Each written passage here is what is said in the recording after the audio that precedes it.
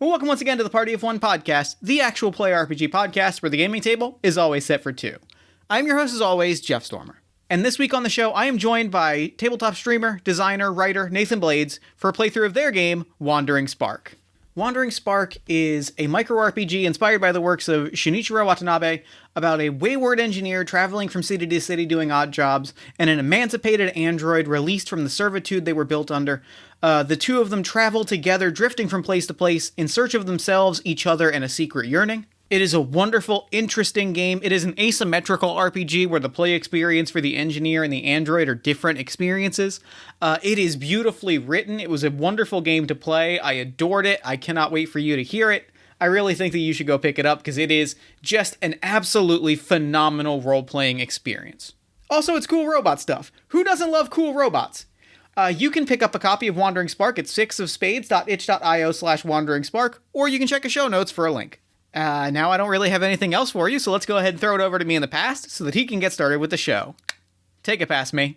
Thanks, future me. This week, I am beyond excited to be sitting down with Nathan Blades. Nathan, thank you so much for coming on Party of One.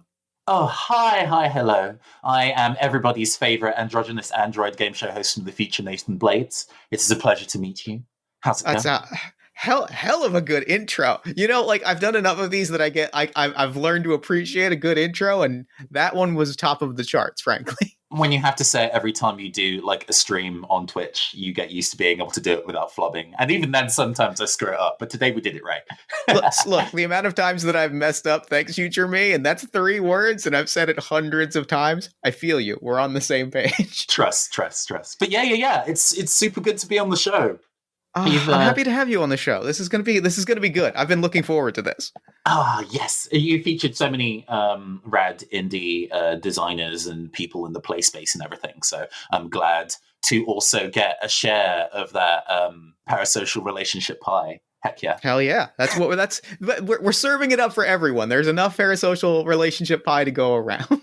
Hot and fresh. But yes, are we all ready to go and play? Yes, we are. Game that I've cooked up for you. Yeah. Speaking of, why don't you let us know what we are playing this week, as well as anything else you've got going on that you want the audience at home to know about? Maybe let's do the shameless self promo first, because that bit's easier. So yes, I primarily am a tabletop RPG broadcaster, but I occasionally write RPGs, hence the whole gestures to podcast aimlessly with hands. You can find me largely on Twitch at The Neon Caster, where we do a wide variety of indie RPGs. Currently, at the moment, we are doing a campaign that is inspired by the Persona series of video games called Arcana Core, run simultaneously both in City of Mist and Void Heart Symphony, because why do anything simply or easily? Simple and easy is overrated. But you can also find me on Twitter at PhantomArtsEnt, PhantomArtsEnt, which has a wide variety of all the creative projects that I do, not just dice rolling. But with all that soft promo out of the way, what we are playing today is Wandering Spark, which is a tabletop RPG, micro RPG that I made for an itch.io jam of some kind. I would remember which one, but there are so many. There are so many. So many. It was largely about, I think it was about romance between humans and robots, I think explicitly. And I was like, that's more of a showing BizWest territory thing. So I'm just going to do cool relationships between humans and robots. And if people want to turn it into smooching, then they can. I'm not the police or your mother. Wandering Spark is largely about, it's inspired by the works of Shinichiro Watanabe. If you've heard of Cowboy Bebop or Samurai Champloo or Carol and Tuesday, if you're following his more recent works, it's that kind of energy about an engineer and an android who have left their previous lives to search on a hidden yearning from the engineer as they travel from location to location, learning things about their destiny, each other, and the world at hand. It is not necessarily specifically built to do combat-y things, although you absolutely can, because, those bits of combat sakuga in those animes is Mhm. is definitely a piece of my heart. But what the game is really really good at doing is after you go on your little adventure of each location is settling down and having a heart-to-heart conversation about each other, and then you learn something about each other and yourself as you play. And that's the bit that I love about this game. That bit's so good. The two things that I really love in games and in this world are cool action and heart-to-heart conversations. So you're speaking my language here. I'm glad that I built a game specifically for you and you alone. I, Heck yeah. I feel very no-scoped. I feel very no-scoped right now. Every so often I hear people kind of talking about like, oh man, I love anime X and I would love to see that rendered in tabletop RPG format. Or I like video game X. Mm-hmm. And yeah, that's definitely been an inspiration behind this and some other bits and pieces that I'm working on is crystallizing very specific anime experiences because I am all about making loud gay trash and loud anime trash in most of my stuff. I figured we were going to get along for a reason, frankly. Yes. Should we read some box text at the top of the game? Yes, I think we should. That gives a let's put on box text voice. Let me give this a read. You are a wayward engineer, traveling from city to city doing odd jobs, living meal to meal and driven to keep going by a quest that gnaws away at you. You are an emancipated android, released from the servitude you were built under, gathering new and wonderful experiences, making sense of the life you now lead. Your journey together is a free-form jazz improvisation where your melodies harmonize or end up as solos. Mm-hmm. So the good box text. Oh, well, I mean, thank you. I think the big question then is, do you want to be the engineer or the android? I would love to be the android. Absolutely. It's for some reason this game is also asymmetrical. The rules are slightly different depending whether you're the engineer or the android. So actually, that's the most important question of the game. There is some stuff that we decide together, and then stuff that we decide individually. I don't know whether you've had a bit of a think about some of these together questions. I have had some. I've had thoughts about one of them.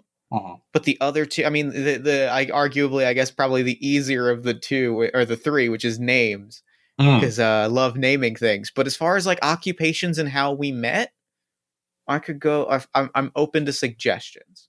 Okay. I was having a little bit of a think today, and like I'm all for a concept blend, and two particular concepts kind of came in my mind that I wanted to fuse together, maybe for this setting, is Rose of Versailles and Arizona Synthwave. So it's all about kind of like nobility. Everybody's in really elaborate, expensive outfits. Everybody has long flowing hair, but we're also in the desert. It's always sunset for some reason. The cars are huge and neon. We're driving from area to area. So I figured that would be maybe the play space that this might work in. Yeah, I like that. So the visual the visual that pops into my head with those two kind of reference points is like a giant tube highway, for lack of a better way to put it, like like I picture like a very large like encased glass highway that like flying cars or like laser cars are kind of rolling on, and there's and like roadside cities along that space, right? Like this big giant like, because that aesthetic of like, this is the marvel of technology and here's kind of the world that has popped up alongside it is fascinating to me. And as somebody who is an old school fan of the Baz Luhrmann's Romeo plus Juliet, I always like the idea of now horses are now cars and swords are now guns. Apply that to what's going on outside the tube is probably those big kind of like sandbone bluffs that Arizona is known for. This all wasteland outside, so we're all bubble domed as we're traveling from place to place. That makes sense. Love it. Initial occupations then. Since we've got nobility in the mix, I was thinking that the engineer might have been the engineer for some kind of noble family initially before leaving to do their thing. I like that. I'm feeling that. And that might kind of color what kind of job you as the android would have had. Maybe you were working for the same aristocracy. Yeah. I think I was that helps me answer some of the android questions, because if I picture myself as specifically doing something for like a noble family, that gives me some pictures to kind of go off of.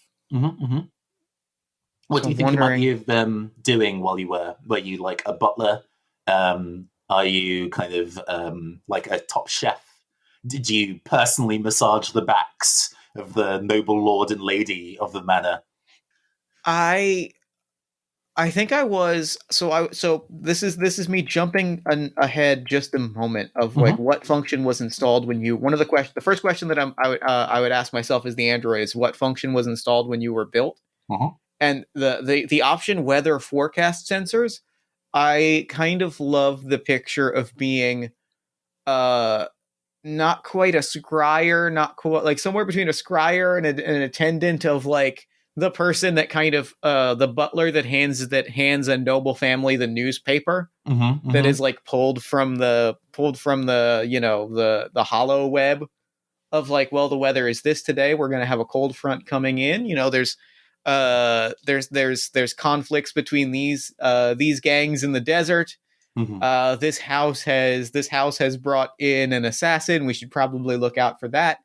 And I am, I guess, a personal news reporter is the best way to describe what I'm visualizing as my android's No, that's role. dope. That's dope. That definitely sets a kind of like the way that technology has spun off from our current timeline. Mm-hmm. Because in our timeline, that would be fulfilling what like a Google Home or like a Siri would be doing. Yeah. Oh But my God. Being uh, a walking Google Home is very good. in this setting, in a similar way to like how Mega Man is based on like, well, it could have done the internet route and gone down megaman.exe, but this is the Mm-hmm. robotics route where we actually made robots to do all the things that we'd get AI to do under our current circumstances. So they built a robot to do news delivery and weather reports and email, whatever email would be in this setting, like a robot pigeon delivers letters to you personally that you then read.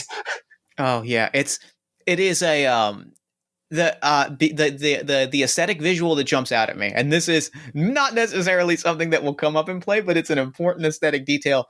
Is I am such a sucker for in sort of like cyberpunk-ish, like cool techie settings. Mm-hmm.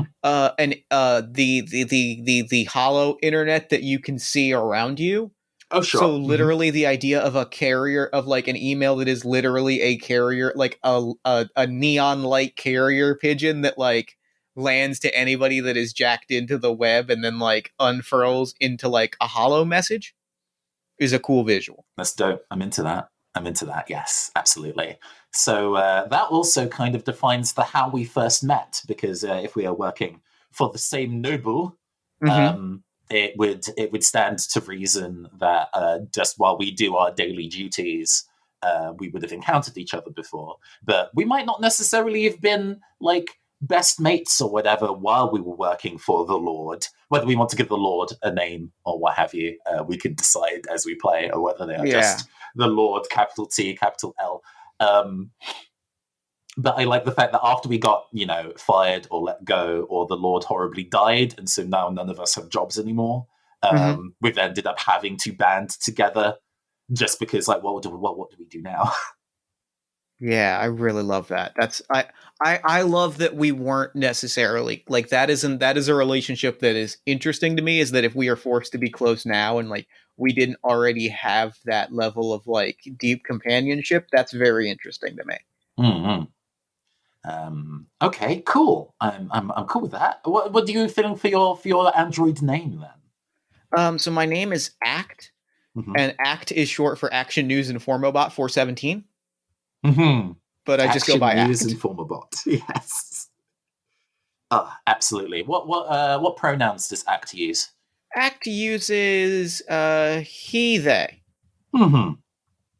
Absolutely. I had a little bit of a think before, and I think my engineer is Tariq Maximov. It's a Um, really really good name. Fuck. I need a second. online name generators are godlike. But with all that determined, What um, are Tariq's oh pronouns? yes. Tariq Maximov's pronouns are he him. All right. Um, I actually what were there? We'll see whether previous gender identities come up in over the course of the narrative. Sure. I like to discover that shit as we Yeah. go. Yeah. Yeah. With the initial stuff that we decide together out of the way, we then move on to personal questions. Both the engineer and the android have questions that they answer themselves. The other player may have some input, but the engineer or the android gets the final say on what their questions are, answers are to those sets of questions.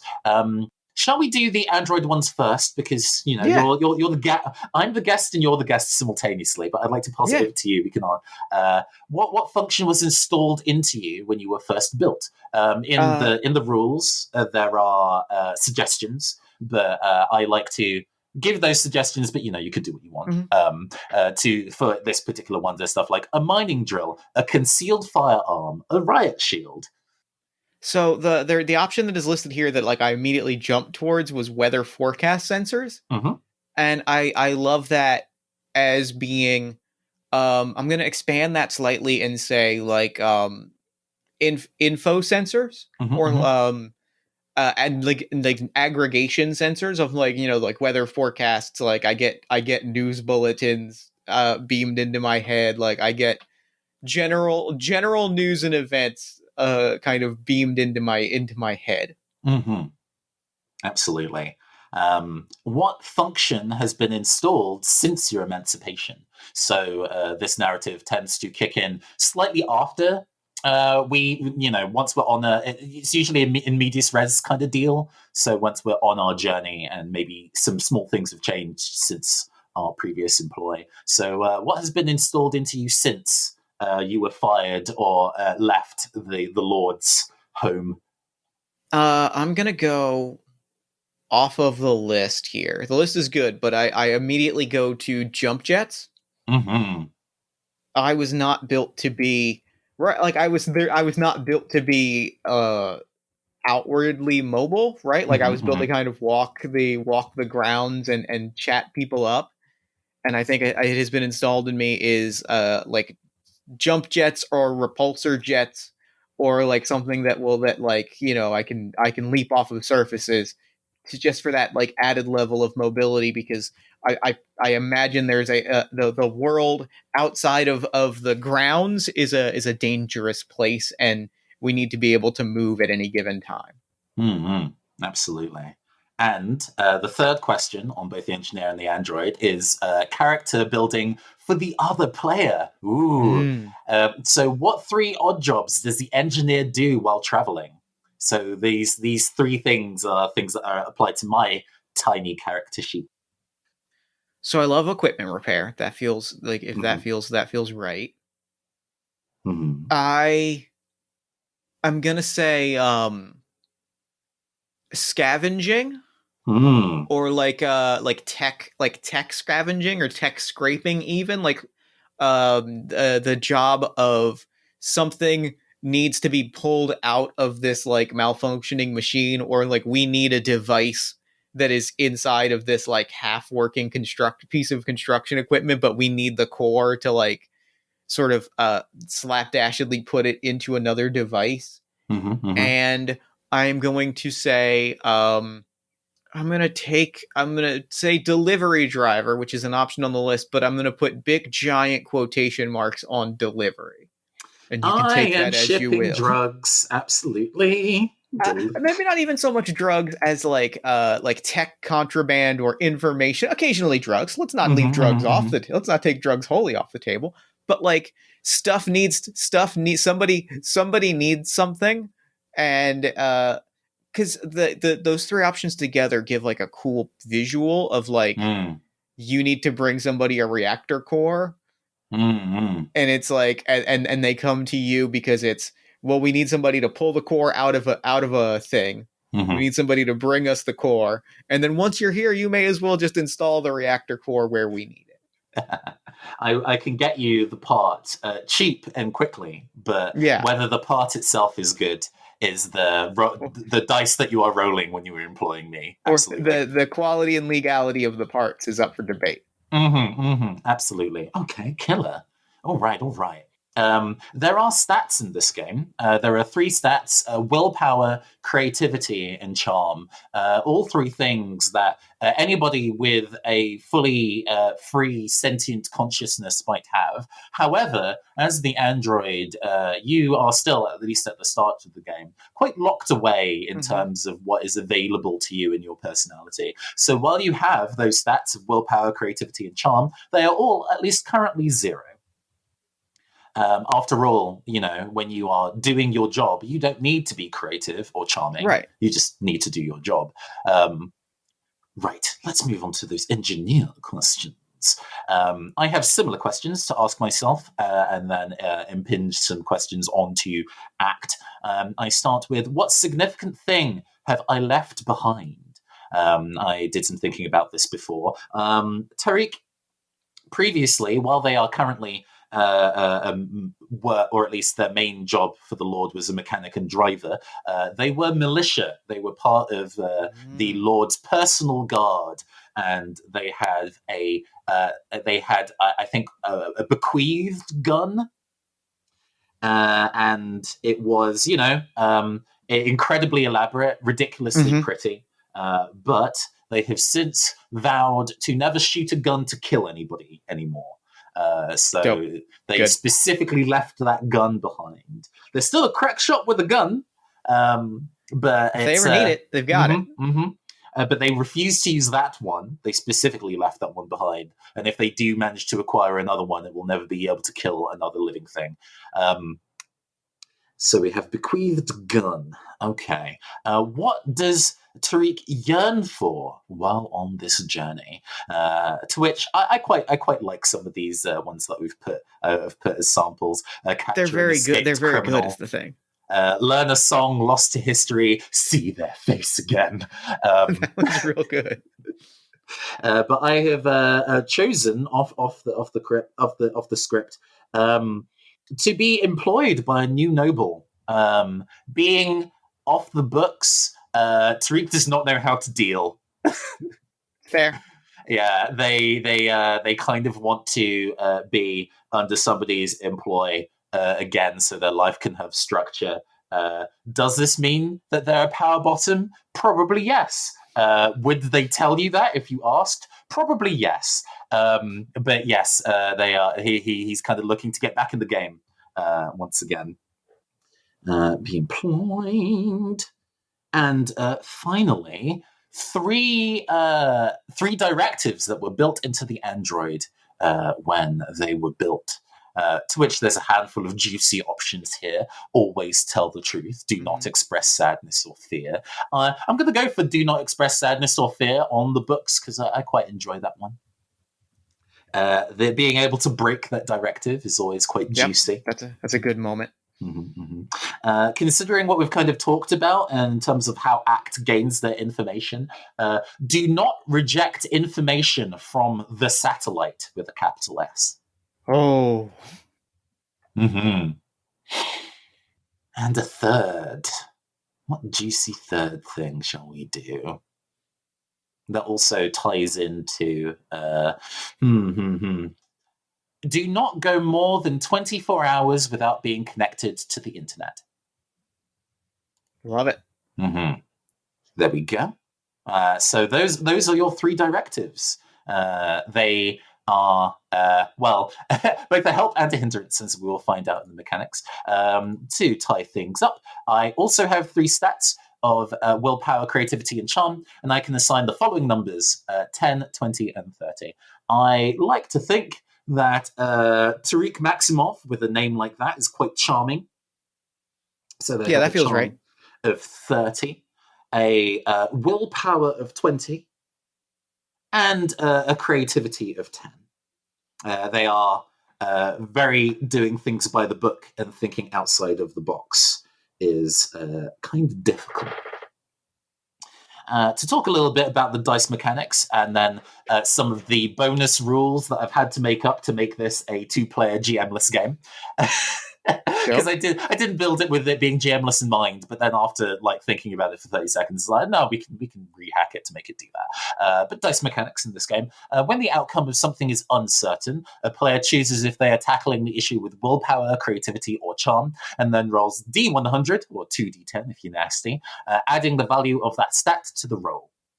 If any of those tags that we have built in our character generation, so if the engine is odd job or the android's functions or the directive are relevant to the role, you add 15 for each of those relevant traits. I realized after I wrote this game that it requires a decent amount of mental maths, and then I wept because I'm bad at mental maths. But hey, here we go. This is an important bit. If the directive would conflict with the task at hand, the android cannot roll. So if you're doing something that would require you to show sadness or fear, then your directives specifically prevent you from rolling. But that, we'll see whether those pieces come up. We can also do teamwork. So we can work together to increase our chances of success. We decide which of us is taking the lead, and then both players roll. Whoever is rolling higher is what's used in the final roll, plus the skill of whoever's leading. And the bonuses from our tags are both incorporated into the roll. So when we work together, we can actually mathematically succeed far more likely than working separately. Teamwork makes the dream work. But it means that if we are both working on the same task, then we can't split up and work on different tasks, should that be important.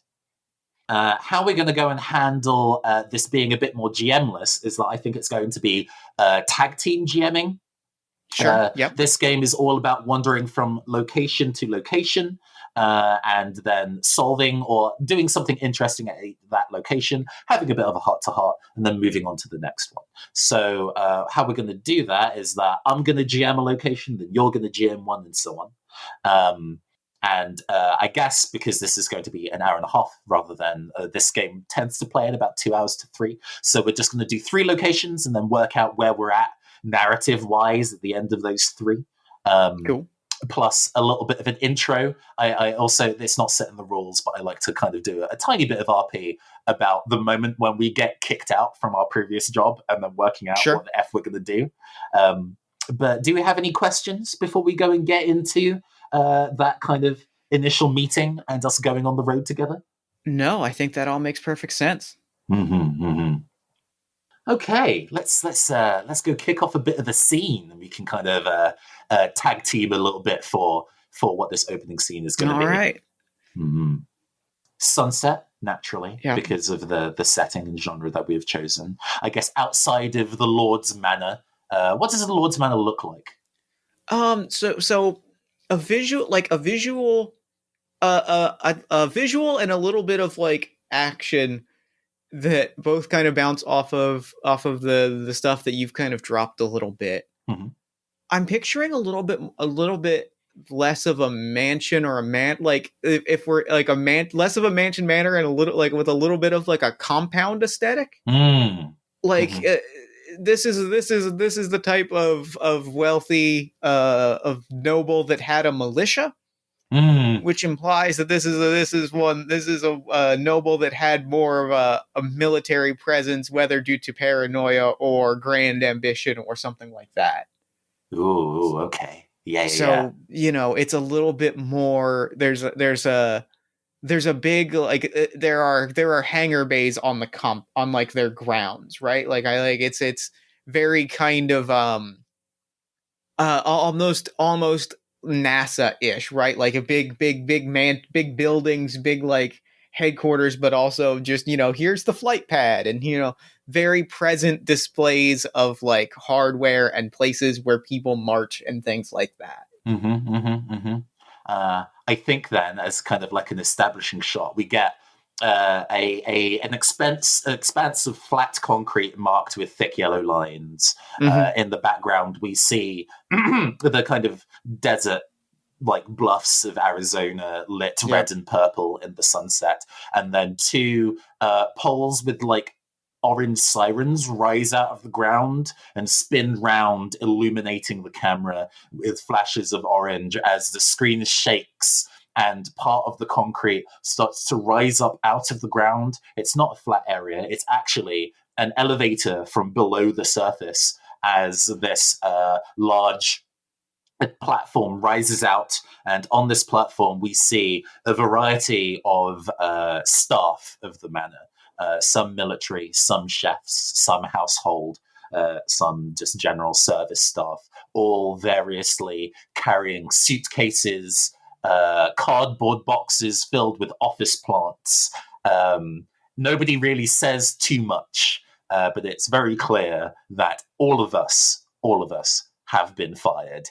I think the other thing we see kind of in the background as like we see us coming up in the elevator and like coming up to the surface, we see very Blade Runner-esque like flying cars or flying like cop cars specifically start to like come behind us, and like people jumping out of it and running into buildings, and like it is, and you know they have like very kind of symbols on the back that clearly like have the look of like money symbols. Like this is clearly like the Galactic SEC. And I think I would like to propose that our noble, like part of the reason we're being let go is our noble like is being rated for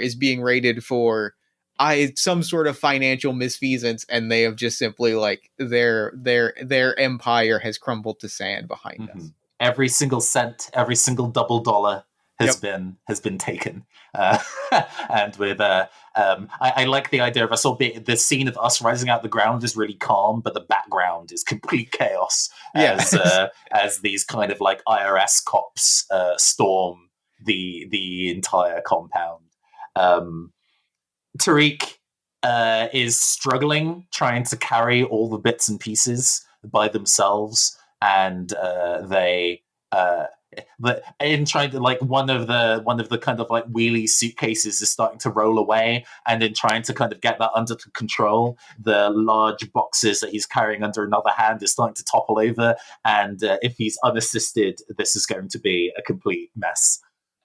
And I think Act is right over his shoulder, very Bruce Timm body silhouette. So the big giant hilariously broad shoulders, and you know kind of like smile, sort of mannequin-esque, like carved into the face of like a warm and comforting smile. Yeah, I really love the visual of like my face just does not change from that. That ties really nicely into do not show sadness or fear if I am literally if I am carved into that face, that feels like a good expression of that. Psychographics research has established that this expression is the most calming. It's the most calming. However, it is the only expression you have been allotted for your model. And so over your shoulder, I think a suitcase wheels away, and I kind of grab it, stop it, and then like pause for a moment, and then bing. Oh, everyone will be excited to know that four of Master's shell companies have already been purchased. I see. Well, that does mean that we're probably going to not get any back pay or severance, which is great. But would you mind helping wheel that suitcase over with me? There's just something that I would like to collect from the garage. Yes. Oh, of course. I am always happy to help a friend.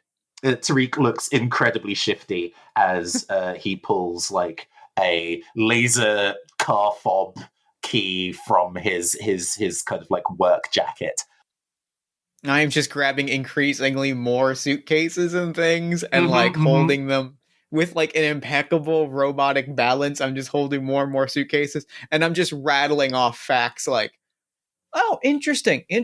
14 members of Master's Nope. 17 members have been arrested. That's very interesting. That's hold on. 18. The number is now 18. Oh, your name is Act, correct? That is correct.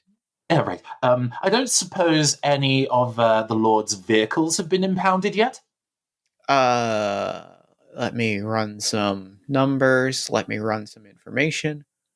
Um, I am not seeing any reports of vehicles being impounded yet. The satellite is telling me that there have been some requests for impounding, and repo agencies are en route. So I would say give it a few minutes, and they should be handed off to the proper authorities. Wonderful. Just for the record act, there are 19 cars that he owns as we get over to kind of like this garage grate that spans either side. If this was a wide angle lens, this shutter would still be stretching way too far out of line as it slowly kind of cranks up. You see a wide variety of really expensive looking hover sports cars. There are 20 of them. Correction. Tariq, correction. There do appear to be 20 here. Well, as Tariq goes and clicks the fob, and a magenta one with gigantic neon orange hollow wheels lights up, the headlights of it light up, and the kind of side DeLorean style swinging up car doors open. There are, in fact, only 19. Help put these suitcases in the back of the car, would you? I sit for a moment. Very loudly in sort of the monotone robot voice. You are lying. Understood. Well, let's not necessarily call it lying. Let's just call this my severance package. Understood. I am happy to assist in your lying and theft of this vehicle. Ooh, okay. But yeah, I think some of the IRS cops start showing up as we like hurriedly stuff the last suitcase into the back of the car. And Tariq is like, there is no time. Just get in the passenger seat, why don't you? I live to serve. Yes, you don't want to be claimed on the books either. Dollars to donuts. I have a feeling the Lord's service androids are also part of what was claimed. And unless you want to spend the rest of your days in the storage warehouse, you might need to step inside. Living outside of the storage warehouse sounds lovely and incredible, so I would love this opportunity to escape with you in a stolen vehicle as we flee from these security collection agents. Wow, these models really cut to the chase, don't they? Tariq says to himself as there's kind of like Edgar Wright style fast cuts of doors slamming, keys in ignition, pedal down to the floor as this gigantic vehicle speeds away, almost running over an IRS cop as we hit the yeah, like 3 cars pull up. I think we hit it. The visual we get before we cut is they start to pull up a bridge because they see that at least one car is trying to get away. We hit that bridge, we fly, Dukes of Hazzard, freeze frame, flying through the air, freeze frame, extremely good. Theme song, Yes starts playing. We go full JoJo. Yes is playing. We rock and roll. A synthwave version of Yes starts playing. Absolutely, as we hit the tube highway and speed off to our first location. I am aware of the time, and I should probably be going slightly faster. But we're good. We're good. The game. The story's going to be as long as it goes. I'm not especially worried about it. Okay, cool. So yes, now that we've established who we are, where we headed, we can roll on the location chart. So I would love to. Oh yes, why don't you roll on the location chart? I'll let you take a point for the first location. All right. I'm also going to roll a 6-sided dice to determine whether I want to roll on lo-fi or sci-fi. Oh no, you roll all 3. Oh, I roll all 3. Oh, yes. That's even better. We have a 3d10 table where we determine the location type, something lo-fi about it, and something sci-fi about it. I'm here for this. All right. Our location type, our first location, is a historic town. Oh, okay. Yes. That has a river flowing through it. And our sci-fi element is that there are solar panels on everything. Okay. This feels like a very kind of like agriculture-y kind of location then. Yeah. If it's got water and solar panels, nice. What is this? Is we've kind of established that the highways are in kind of like tubes. Are the actual like main locations outdoors, or are they also bubbled? I think a little bit of both. I think this is a proper outdoor space. I think this is a proper like outdoor community that is no, you know what? I'm going to say the opposite because the sort of Arizona deserty visual, this feels to me like it would be kind of a bubble, like a hydroponic bubble agricultural city. Is how this feels to me. Absolutely. We see on like the intersection this kind of like glittering bubble of green and glass shining off to one side, and Tariq goes, "Oh well, I think we've lost them. Let's find somewhere to lie low and maybe work out where to be going next, shall we?" And there's a big skr as we. I like the video game Outrun style. There's like the two diverging roads, and we power slide down the left one, branching off to go to this particularly glittering first location. So in locations, there are three specific things that we can do that don't necessarily have mechanics behind them, but just kind of narratively inform what we can do at locations. We can find work, gather information, and shop for supplies. Under current circumstances, we can both kind of like hash out what we want to do, but I, as the engineer, get final say for now. So as we kind of like steer into this this new joint, what kind of information do you get on the new joint from the satellite? I get that.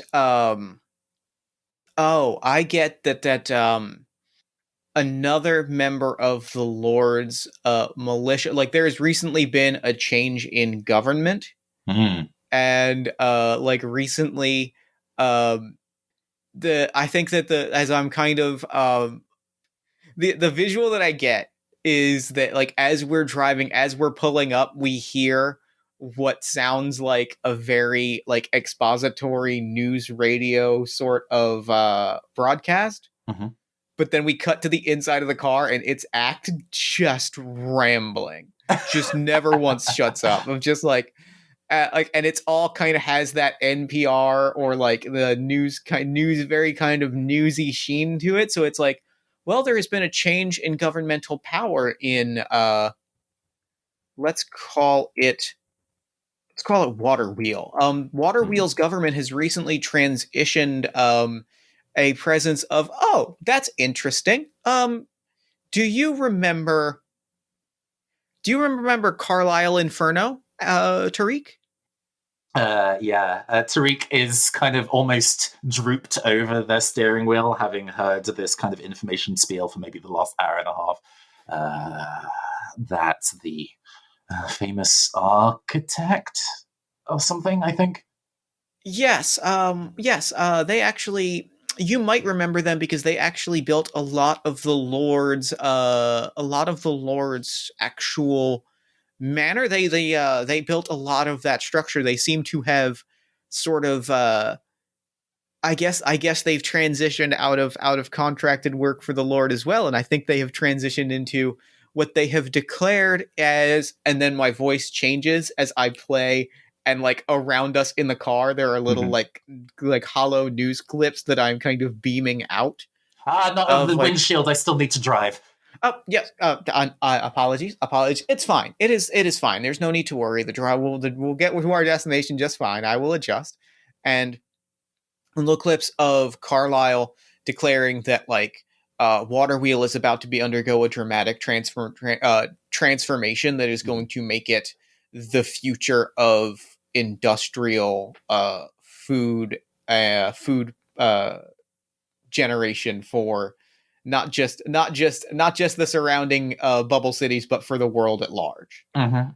They're working on some new tech. I like the idea of there being like a proper like Kinderdijk style windmill in the Mhm. middle of this place, but it's just solar panels, what the fan blades, like the kind of wind fan blades would be, Yep. because there's no wind inside the. Yeah. And that kind of like towers over the entire space a little bit. It's And kind of an there's intimidating construction. sight. There's like construction stuff all around it. It is clear that the windmill is what is being like reworked. Mm-hmm, mm-hmm. Cool.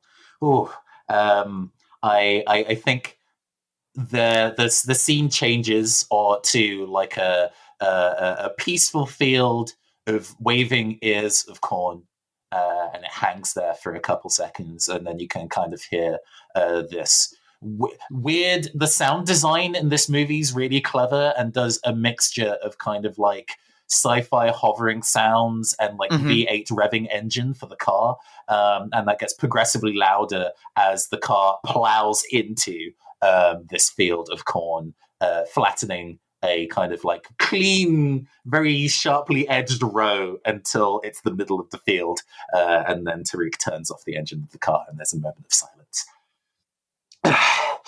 Right. We have a moment of calm. We should probably work out what to do. And Tariq's stomach grumbles. I should probably eat something. Oh, yes, right. You require food to live. Yes. That is unfortunately. While some parts of me have long since moved beyond the need for flesh, and he kind of like pulls back the sleeve on his left arm, of the coat on his left arm, and it seems like his left arm is entirely mechanical. I have not had my innards fully replaced yet. Well, there's always time for that. Yeah, if we can rack up the funds. I suppose. Hold on. Searching. There are a total of 1 diner in Waterwheel, so we can choose between any of those locations if we want to find food. Well, it's nice to not have decision paralysis every so often, I suppose. As he stretches and gets out of the car, because. You've rolled for this location. I'll let you kind of take the GM steer on what shenanigans go on inside this diner. In a location, we only make one roll and then resolve the roll, and that essentially resolves the episode of that particular location. So I think what we come into the diner, and I think what we see is there's a large construction crew eating there that is working on this windmill, and there is like clear like rumblings of discontent. As I think what we come into is there is an architect, or there is like an engineer, like we see someone frazzled in like a sort of magenta pink 2-piece business suit. It's got a big giant metal kind of spike pauldron on one shoulder. Shoulders for days, absolutely. Oh yeah. Let's just go with a Saiyan Scouter, because I always like the sort of sci-fi monocle aesthetic, and they have papers, and it's odd to see papers because we're in the future, but they have papers and they're spreading it out as this construction crew, and they're like, listen, this if we continue construction and we don't address these issues, I really think Carlisle is operating too swiftly. I think they are trying to push this thing too hard, and they're trying to make it too much. I fear that it could explode and it could take all of Waterwheel with it. Ooh. And the construction crew is just simply not listening. They're like, we've got, I think one of them, a very kind of large, like a very large construction worker, very, very Jet from Cowboy Bebop-esque, like big burly, kind of gets up and kind of shoves our architect a little bit, or our engineer just a little bit, and is like, we're getting good money for this job. Back off. We're not interested. So what do we do? Yeah, I think that we're gonna go with our strong stand and go with the charm. Tariq goes over to. I like the idea that it's a surprisingly like 50s style diner. Yeah, where for sure. there is waitress, pot of coffee. We don't get any of those in the UK, and I kind of want to go to one. Oh, I like the idea. it's funny. I grew up in New Jersey, which is literally the diner capital of the world. There are more diners per square mile than anywhere else on Earth. So I know it like the back of my hand. Absolutely. I like the idea that there's that, but also the fact that Tariq, while working for the Lord, has been on a very strict protein block diet, looking alarming like the Poke Blocks from like Pokemon like Ruby and Sapphire that you just make in the weird machine. You just throw berries into it and cubes come out. So the idea of having coffee and God bless it pie is like angels choirs inside Tariq's head. Oh yeah. So, and it's actually, I mean, like the pie itself is good. Like it is a well-made, it is a Boston cream pie. So it's sort of the like chocolatey eclair and the custard filling. Like it is a very classic. It is a delicious pie. It's been sitting out for like a little bit, but it's still got that cream and that bitter chocolate. Like the flavors are all there. Cream and bitter chocolate, yo. I don't think Tariq can afford this pie, but he orders the entire pie. Of course. Sits in the booth behind this conversation and sipping the mug of coffee, kind of like turns around and leans over and tries to get chatting with this very stressed looking architect with a mind to kind of look at these blueprints and maybe see if he can understand what's going on there. So yeah. Do you want to roll now, or do we want to? Yeah, I think this is probably a roll for both how this conversation goes and whether Tariq can actually understand any of the thing at hand. I think I can assist here. Mm-hmm. I think I would like to kind of kick in my odd job of equipment repair. Yeah. If this is about a construction issue and it's an explosive construction issue, maybe he can understand that. And I'd quite like to use charm as my skill. I think that feels right. Mm-hmm. What do you want to roll if you want to kind of assist in the teamwork here? I feel like my news sensors. I feel like my informational sensors would be helpful here. Mm-hmm. I feel like I can, there's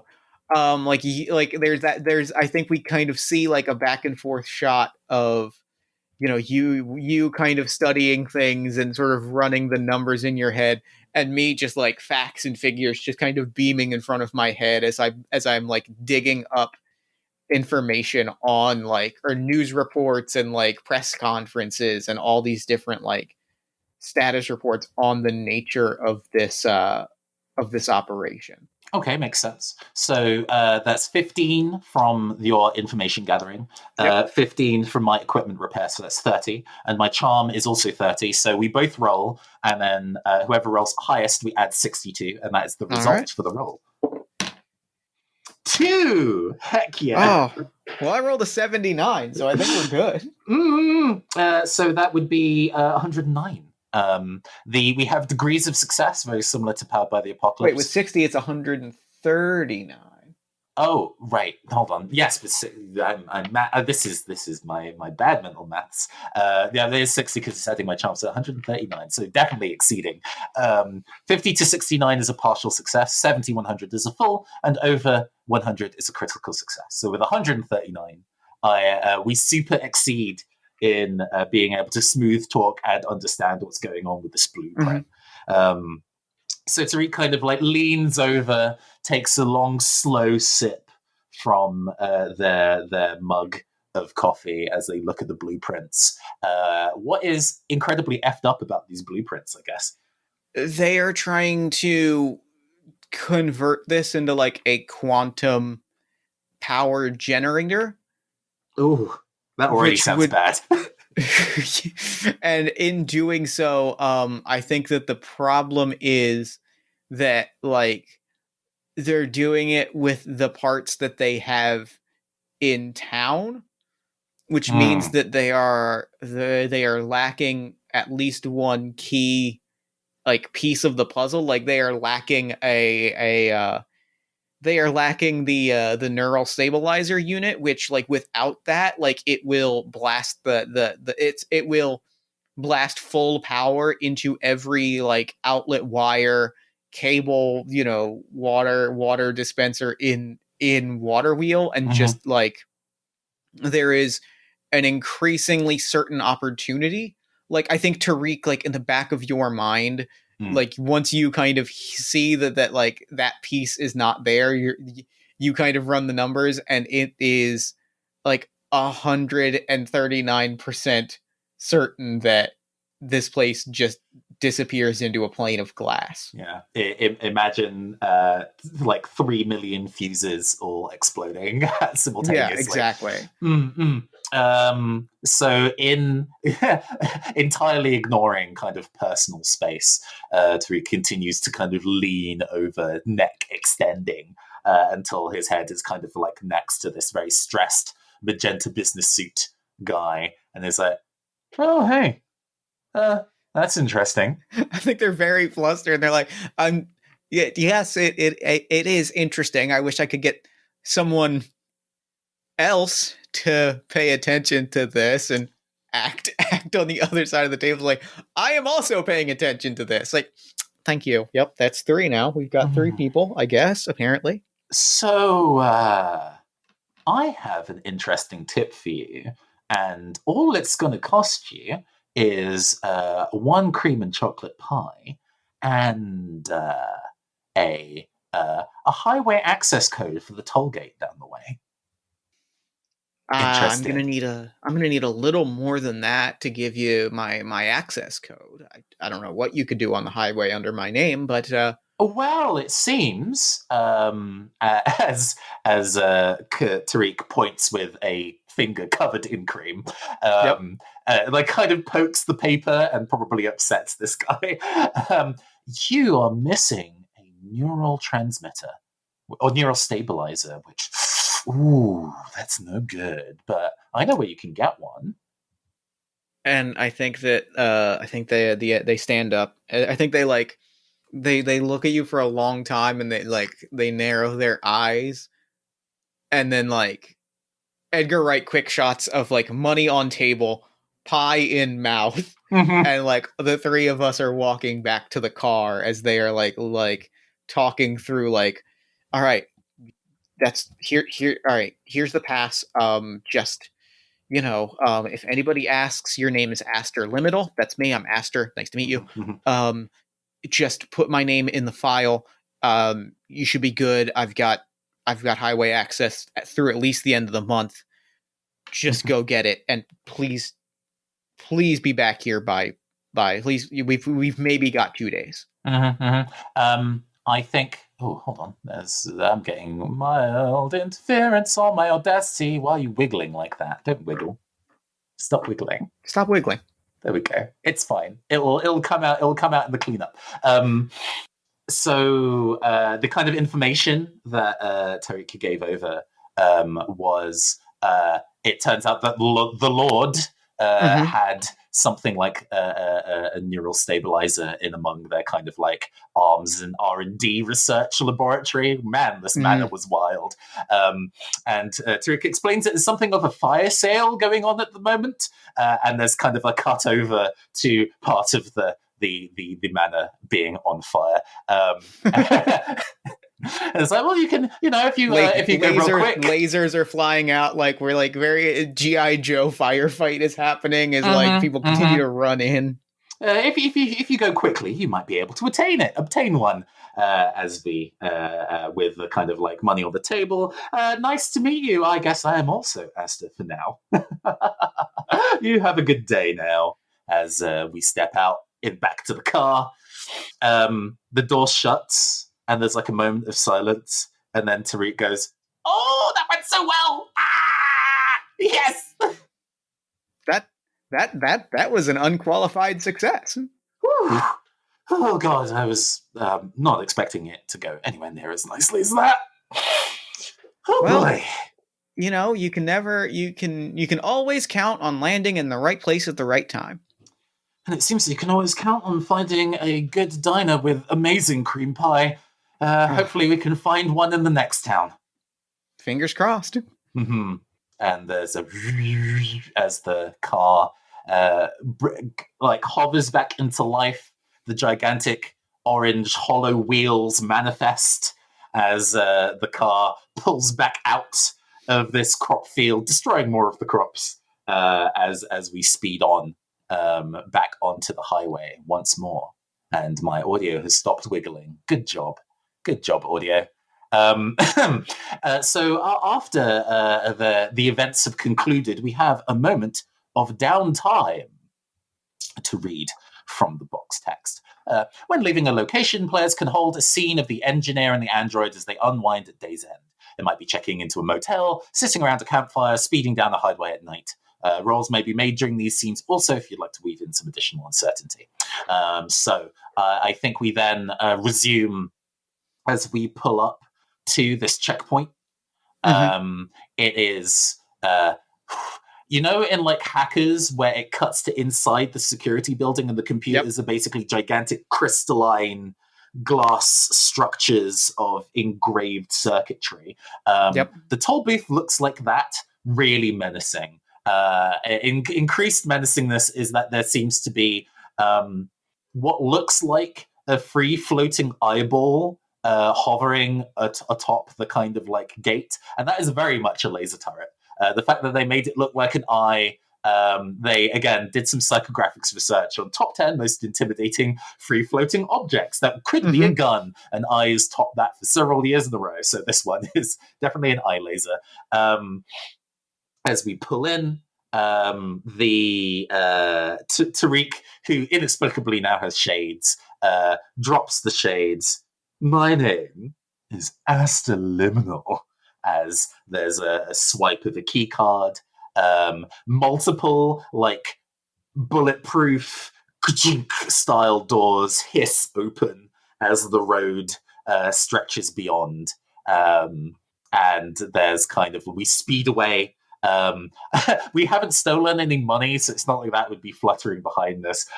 Additional kind of like bits of leaves that were trapped in the car flutter away in lieu of like loose banknotes as we speed down the highway, and a cool, relaxing lo-fi track kicks in as we speed on to the next destination, and we have a strange moment of calm.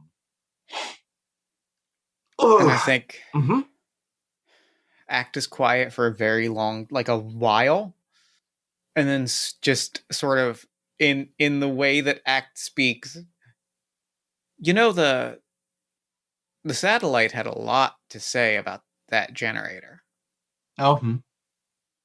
Yes, it was very confident that generator was a positive influence and would improve the infrastructure of the surrounding region. I mean, I'm sure it would do if it wasn't rigged to explode. I wonder, were there any updates after we dropped off that juicy little tidbit? Scanning news feeds. I'm scanning news feeds. Oh, interesting. Oh, very interesting. Oh, well, don't keep me in the dark. Carlisle Inferno has stepped down as head of the windmill renovation project already, and it seems like my co-pilot. It seems like Asterliminal. It seems like you yourself have been placed as the new head of operations. Oh, Tariq nervously looks at the pass. Well, I suppose it seems that Asterliminal is going to have an interesting paper trail for the next little bit then. Well, they've clearly received a great deal of autonomy and authority. Who's to say they don't make a road trip or two? However, what stands out to me as very interesting, is that the satellite had a great deal of faith in this project. When I went to scan records, it was so enthusiastically supportive of this project. And yet it never once stopped to question that there was not a neural stabilizer within Waterwheel. That's... Well, I suppose the satellite isn't necessarily privy to all information, which Tariq says with a smile, possibly to the horror/chagrin of Act. I think that like this sparks like this memory of as the three of us are walking back to the car, Act like briefly like connects back to the satellite, and I think that we see like this little like hollow drama. There's little like hollow scene of like a gigantic satellite like floating in front of Act, and Act just straight up asks the question to the satellite of, "Didn't you know that there wasn't a neural stabilizer? Wouldn't you have that information? Why would you allow this operation to go off? Why wouldn't you inform authorities?"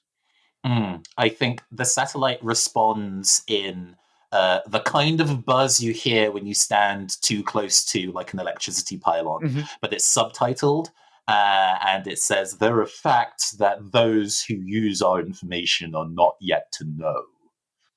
For some reason, the subtitles are in the deep voice. Let's not question it too hard. It's the font choice.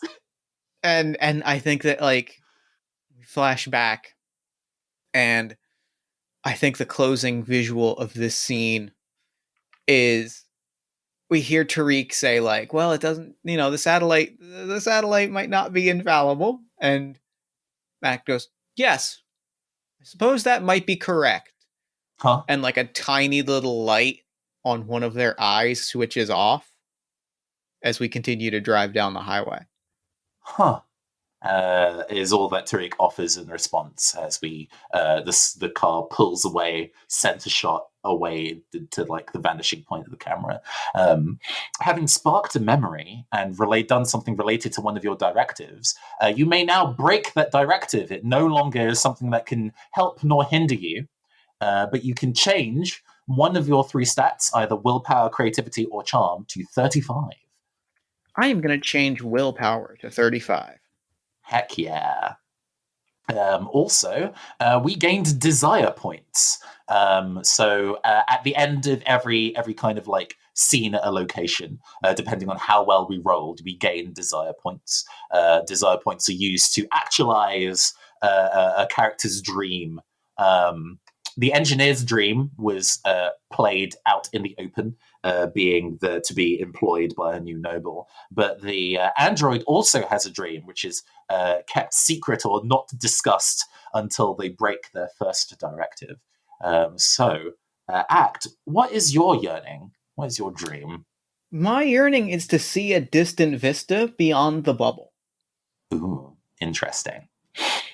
And I think that it has tied nicely in here, and there's an element here of like the satellite in a lot of ways represents the bubble and like life in the sort of tech world that we live in, and realizing that this omnipresent being is fallible and has its own agenda. Like, I want to get away from that as well. It is said that you do not get Wi-Fi signal outside of the bubble. Nobody has considered such an option to their daily lives. That is true, which will be its own challenging thing to grapple with. So let's divvy up these desire points. I was in control during that period of time. You hadn't broken your directive yet, and we got a critical success. So currently I have 4 desire points. But now that we're in a circumstance where you have some of your own autonomy, you can gather desire points separately to me. And at the end, which will be either at the end of the second or third location, depending on how we're feeling, we can see who has the most desire points, and that will be the person that will actualize their dream. And then there's a final scene that plays out. So now we've completed our first location and our downtime. We're going to move on to the second location, which I'll take point on and roll 3d6.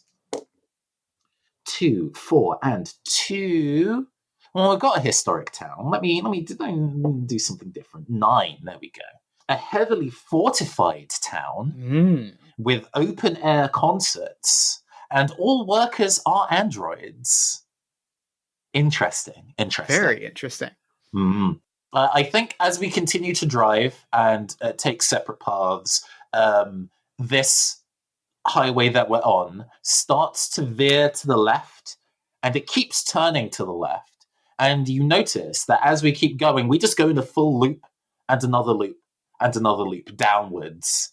And it seems that this particular pathway is actually built into the earth itself as it goes subterranean. And before long, we can no longer see the sunset-tinged bluffs. It is all rocky, smooth. Well, it's rocky, but it's smooth-lined, almost tiled, with lights in blue and purple as we go deeper and deeper into the earth. And then eventually we reach what is known as Geode Plaza. It is an entirely open plan space underground. Our manor was split between multiple kind of like chambers with gated walkways that go between. You couldn't get an entire view of the space from a single room. But this particular area is astoundingly open plan. How they managed to kind of have this cavernous structure underground without it caving in on itself, it's very difficult to understand.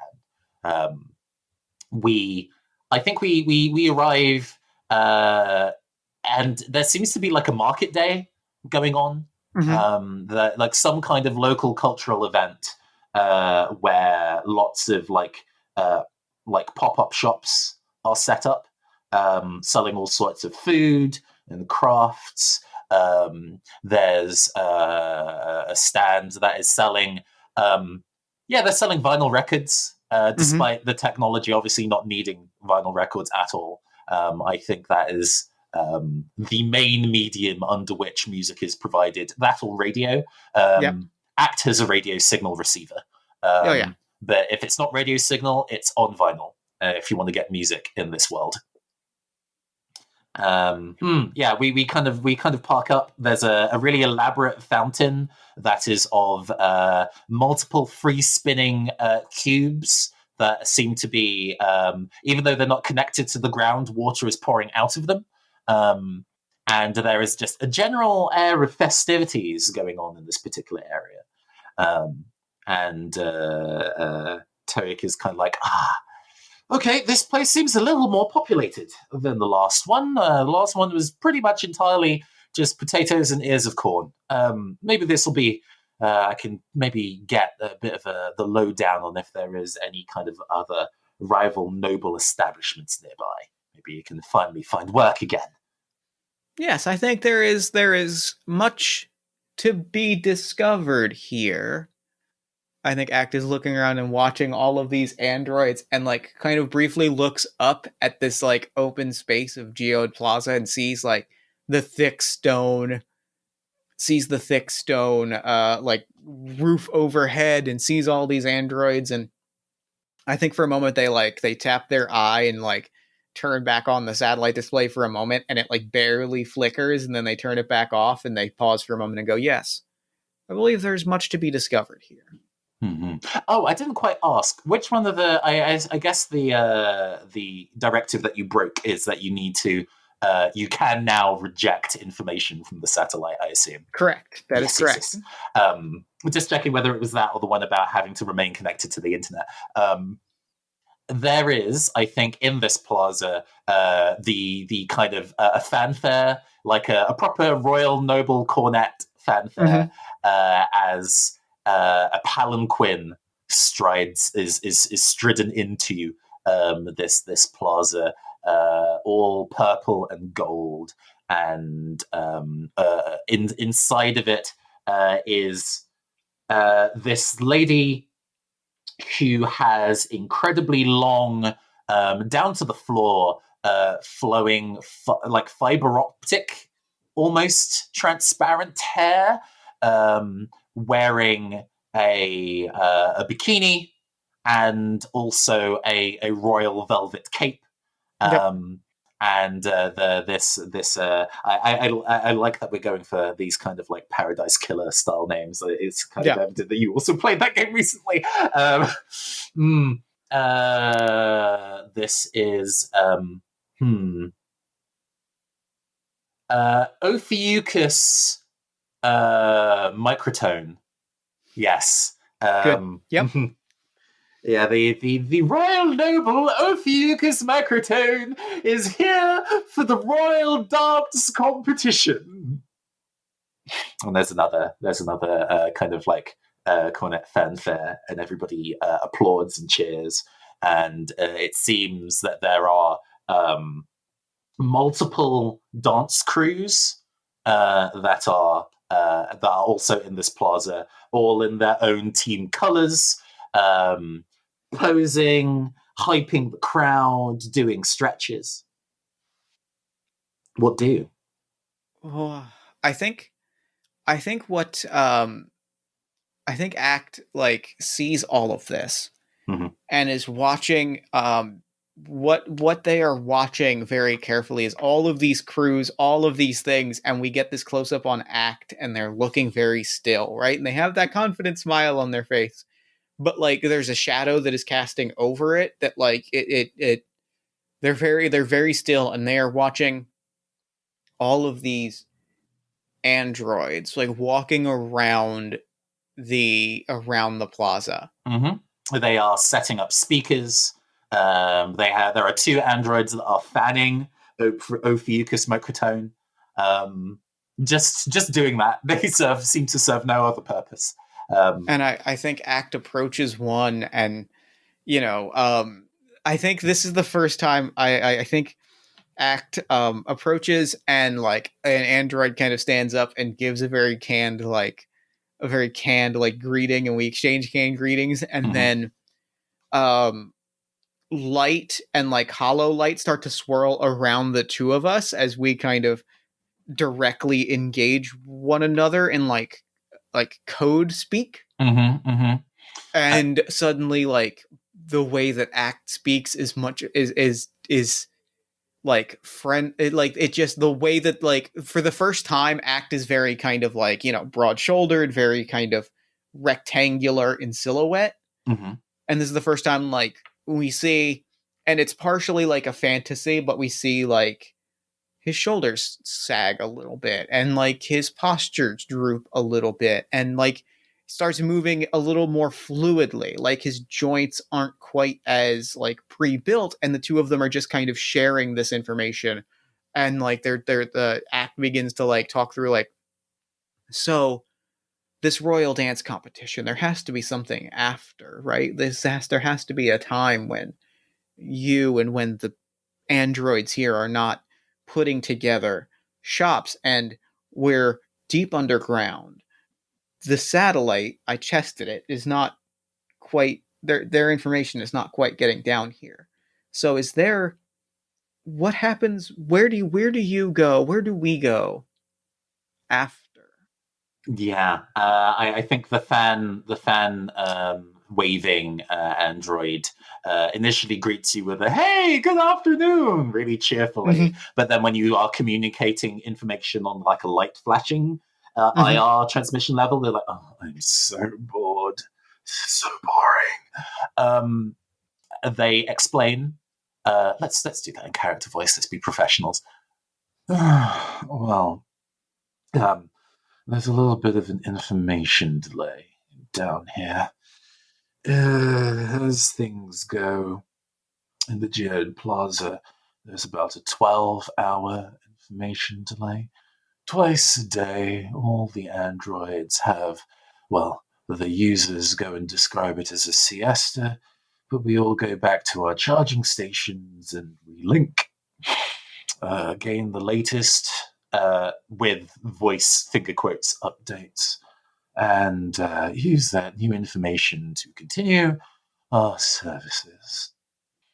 There's due to be another update about maybe 2 hours after the dance competition, I suppose.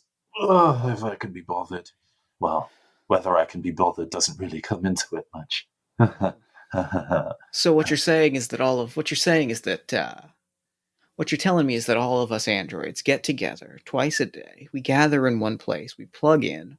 We're all together. We're all of our brains, all of our consciousness, all of the music that we're putting down is in one place in one time. Well, not necessarily physically, but there is a data server that holds our consciousnesses temporarily while we receive the update. Mm. Right. That I could groove with that. I could get down with that. You're. Wait, I don't seem to recall your designation. You're not registered They here, are you? no, I'm a passerby. I'm a fair goer. Forgive me, but You they should call me Axe. register yourself, Act. I never. You know.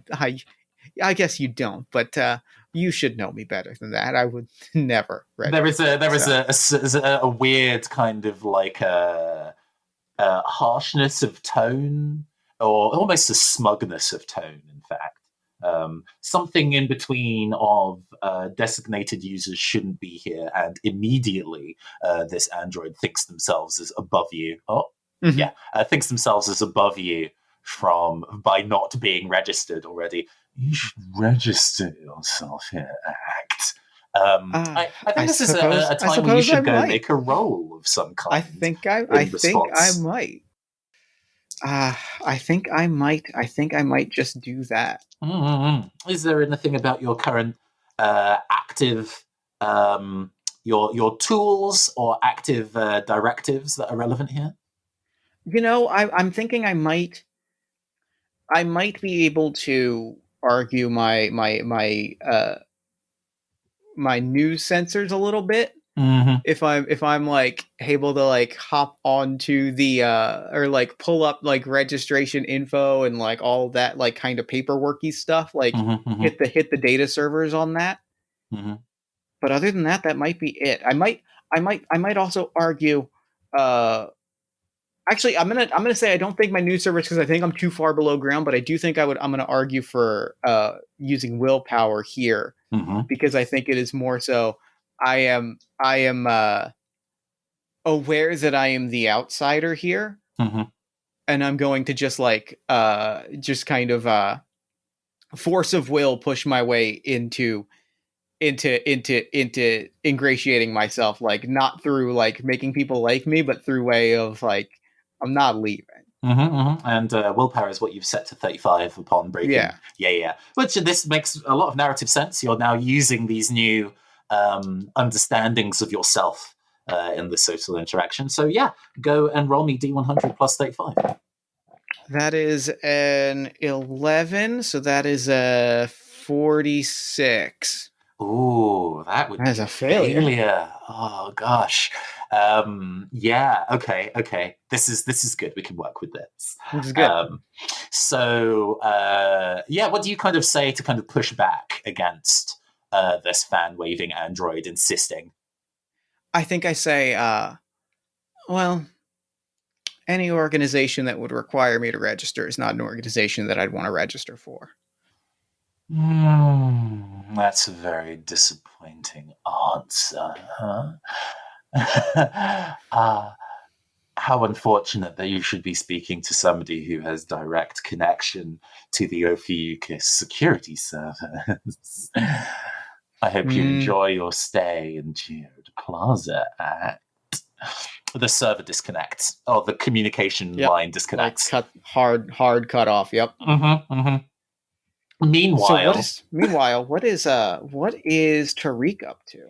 Tariq is desperately trying to convince their way into one of the dancer troops.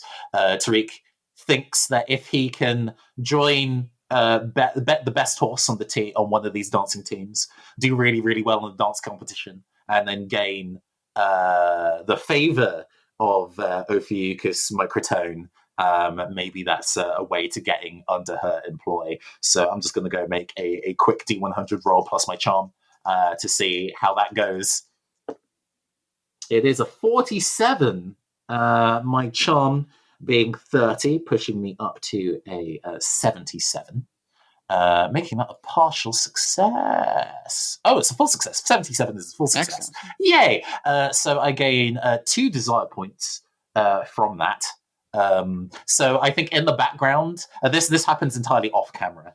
Yeah. There's kind of like a weird echoey moment where the words of "enjoy your stay" in Geode Plaza kind of rattle around your skull a little bit, and you kind of there's a moment of introversion as uh, uh, Tariq clamps a hand on your shoulder, pulling you out of your fugue state, and is like, "Ha ha! Oh wow, that went astoundingly. Did you see how I did?" I was distracted, but I am extremely happy to hear that it went well. Oh, you didn't see? Well, and Tariq looks kind of a bit sheepish and put out by the fact that you weren't watching. But it's like, well, so on and so forth. I was able to do a very surprisingly long head spin, and everybody applauded, and we came second, which isn't bad. Not bad. Second is respectable. Second is almost as good as first. Yes. The other team did say that we were the first losers, but hey, I think it was enough to kind of at least get Ofucus to raise my brow. Which team were the winners? Yes, the electric blue pulsars over there, as the electric blue pulsars are pouring nanite-infused champagne over each other atop the winners' podium. And I think my eye flickers for a moment, and like I focus really hard, and like it kind of glows full bright, and then I shut it back off. Well, I wouldn't be too concerned. The lead dancer of the Electric Blue Pulsars, well, they had an embarrassing incident with law enforcement not long ago. Suffice it to say, they quite literally had egg on their face. It was a shoplifting unfortunate, and if it makes you feel any better, and like a hollow image pops up of like a mugshot, and but like just covered in egg, like. I don't know if this makes you feel any better, but it certainly does for me. Tariq laughs pretty genuinely at the photograph. There's like a moment where, even though you were kind of off doing separate things, you've managed to find this moment of accord with this fellow member of staff, until like a shadow, or ex-member of staff, I suppose, until a shadow kind of falls over you both. And you look up to see an absolute brick shithouse of an android.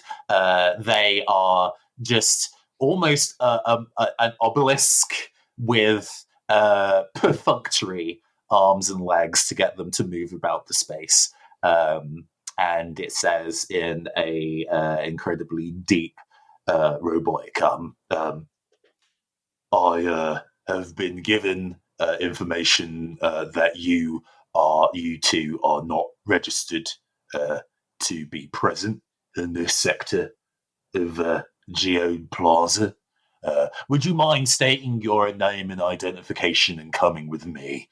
And the message that you get in like IR data transfer is unrepeatable on broadcast. Yep. And I lean forward and I say, my name is Aster Liminal. My records are in our vehicle. I will go retrieve them. Oh, yes. I guess our records are in the car. I guess we can go and pick them up together. And Tariq, not understanding the severity of the circumstance, starts quite casually walking back to the car. And I lightly, hand around the shoulder. I think I lightly, I think we're starting to walk, and like I look around and have that confident smile, and I'm like, Tariq, may I put an arm around you for just a moment in a friendly, adjacent gesture? Caught by surprise at this level of, I guess, kind of like open communication. You usually act is quite candid a lot of the time, but kind of hands off in both the figurative and literal sense. So this is an interesting change. Sure. So I put my hand around you as a friend, and immediately my jump jets activate, and we just blast our way out of the plaza as robots are chasing after us. I throw you into the front seat of the car, and I'm like, we should drive. Oh, I think you're in the driver's seat under this particular circumstance this time. And I sit for a moment, I'm like, I don't know how to drive. Wait a second. Downloading.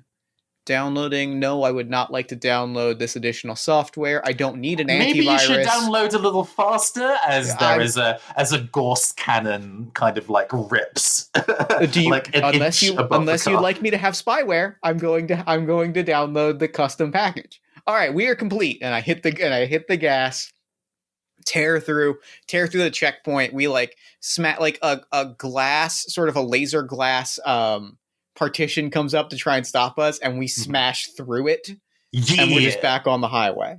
Absolutely. God, cool.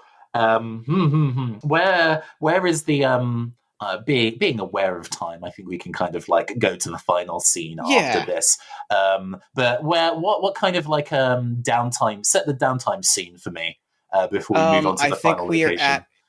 I think we are at a roadside motel, which is like on the bubble highway. Like there are quite literally like outgrowths that are like motels that like you just pull into.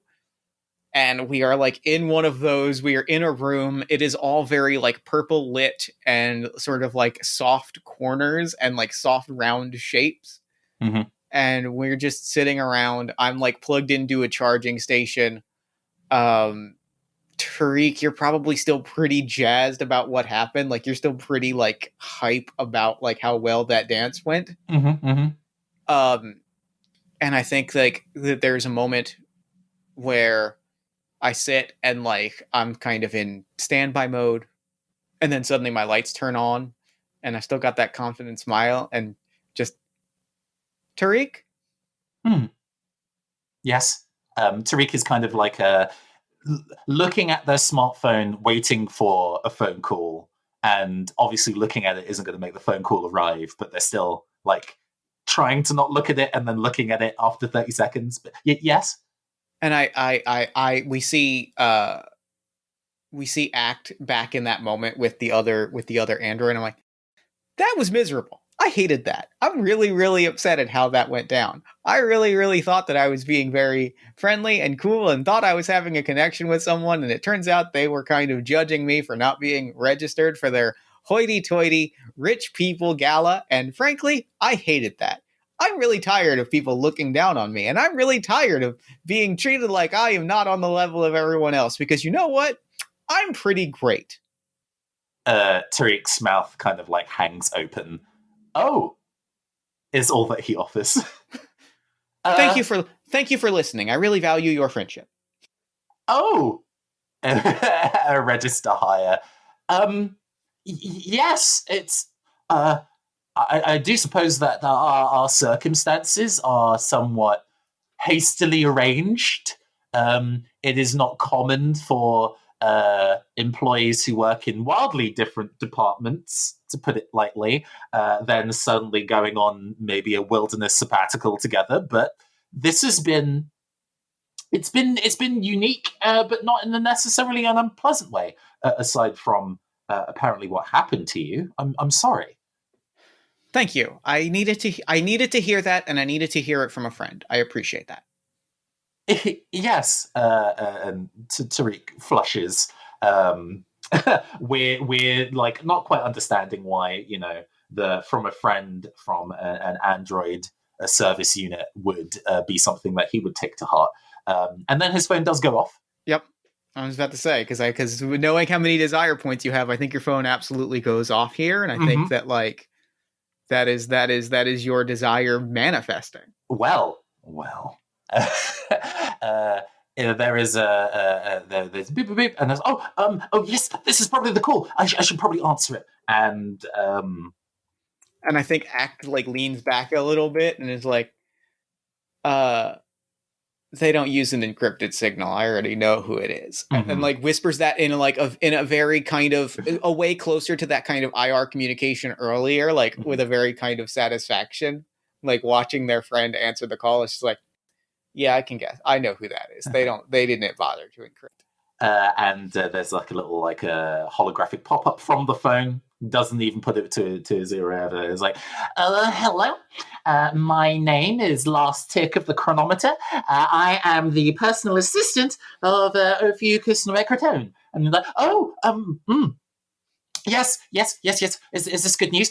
Indeed, it is good news, Mr. Maximov. There has been much consideration of your talents at the competition, and we've done a little bit of looking into your previous history. We do not currently have any openings for noble entertainership, but looking at your past records, it seems that there may be a spot for you on our armed forces. Oh, I see. Yes. Your gunmanship was incredibly impressive, and we were looking for a lead general laser sharpshooter. Would you be able to start tomorrow? Um, uh, can and Tariq is now floundering and can't think of what to say, and there is a horrendously awkward pause as the hologram of last tick of the chronometer just kind of flickers silently in the motel room. And I think Act just like sits there and is like, so that sounded like it went well. The call's still going. I don't really know what to say. I would recommend, as your friend and personal advisor, I would recommend yes. Okay. All right. I'm very grateful for the job offer, and and as Tariq is talking, we get like flashes to when he worked in militia and some of the horrendous hits that he had to do. And just kind of, blood on hands, looking at hands. There's chromatic aberration as his vision is kind of like this weird previous memory is wiggling. And he actually, in almost kind of like a Pavlovian response to this, his nose starts bleeding and he wipes it, looks at now actual blood on his actual hand, and he goes even paler. And I think at that moment, like without even realize it, like without you didn't even see him get up, and Act's hand is on your shoulder, and it's like, we will take this job. We will find a way to navigate it, and then when the time is right, we will do what we always do. And he looks back out to the car, and we will hit the road. And that seems like, I really like that as that's like a good ending line. Yeah. Oh, that was dope. Good stuff. That was good. That was really good. Thank you so much for playing this with me. That was fun. That was killer. Oh my gosh. That was great. Good. Oh, well, thank you so much. This was an absolute delight. No, I'm glad y'all had fun. And I hope the people who are listening also had fun.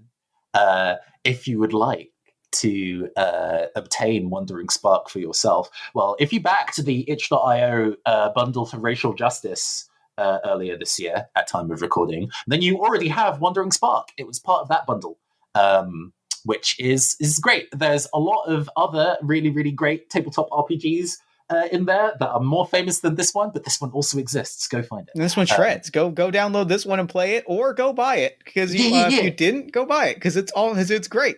Yeah, if you don't have it, Wandering Spark is available on my itch.io. It's sixofspades.itch.io. I'm very bad at consistent branding, so all of my websites and terms and stuff have different names. Nobody can stop me. But go play that. It has a handful of other RPGs that I've written, including Agents of Hue, which is about gay spies who flirt with each other to defeat enemies, and Iera in Terra, which is a game that I made in tandem with fiction and non-fiction writer Ruben Ferdinand. That is a mashup of Monster Hunter and Overcooked. If you don't understand that pairing of ideas, then you need to Google it now. That's a really good pairing of ideas, honestly. Yeah. Soon, I have finished writing, but it needs to be in playtesting, and it will be up soon. And I need to do stuff like artwork and all that boring stuff. Is a game called Heartbeats in Perfect Sync, which is designed to be an action JRPG simulator. I was like, what if Kingdom Hearts RPG, but unlike the really cool one that already exists, is actually about fighting things. And it has a heart rate meter that is also your dice pool. So the more emotional you get, the more dice you roll. But what happens if you go beyond the maximum? Well, dark things happen if you do. Sure. So look forward to that existing on the internet real soon. And I guess that's all the plugging I want to do for now. All right. Well, thank you so much for coming on the show. This was such a freaking delight. I had so much fun. And for now, I'm going to throw it over to me in the future so that he can wrap up with the show. Take a future me. Thanks, Past Me. And thanks again to Nathan for coming on the show. That game was mind-bogglingly good. It was fun. It was cool. It was... I loved playing it. I loved every minute of it. Thank you so much. This game absolutely owns. Be sure to head to the show notes to pick up your copy of Wandering Spark at sixofspades.itch.io, as well as to learn about all of the other projects Nathan is working on, and be sure to follow Nathan on Twitter at PhantomArtsInt. Then while you're on Twitter, follow us at Party of One Pod, join our Discord community at bit.ly/PartyOfOne and head to our merch store at bit.ly/PartyOfOnemerch. Normally, this is where I would tell you to like the show on Facebook, but I haven't checked our Facebook page in months. I think it's a horrible, toxic platform in general. I hate Facebook, and frankly, I have no real desire to use it, so, you do you. The one thing that you should do, though, is support the show financially at patreon.com/JeffStormer and Ko-fi.com/JeffStormer. And you should also support the other show that we produce every single week, All My Fantasy Children, a tabletop storytelling, a world-building, and character creation podcast in which every week, my best friend Aaron Catano-Saez and I take a listener-submitted prompt, we spin it into an original fantasy character, and we populate a shared universe one story at a time. New episodes drop every Friday-ish at oneshotpodcast.com because All My Fantasy Children is part of the One Shot Podcast Network. Party of One is produced and edited, as always, by Jeff Stormer and Jen Frank. All music for the show comes from the song Infinite Lives by Mega Ran featuring the D&D Sluggers. And the Party of One logo is by Evan Rowley. If you'd like to inquire about advertising rates, coming on the show as a guest, or about press coverage of the show, you can email me at partyofonepodcast@gmail.com. And that's really it for me, so until next time, thank you so much for listening. Remember to fight the force of fascism every single day. Remember that self-love and self-care are radical and defiant acts of resistance, and as always, party on, everybody.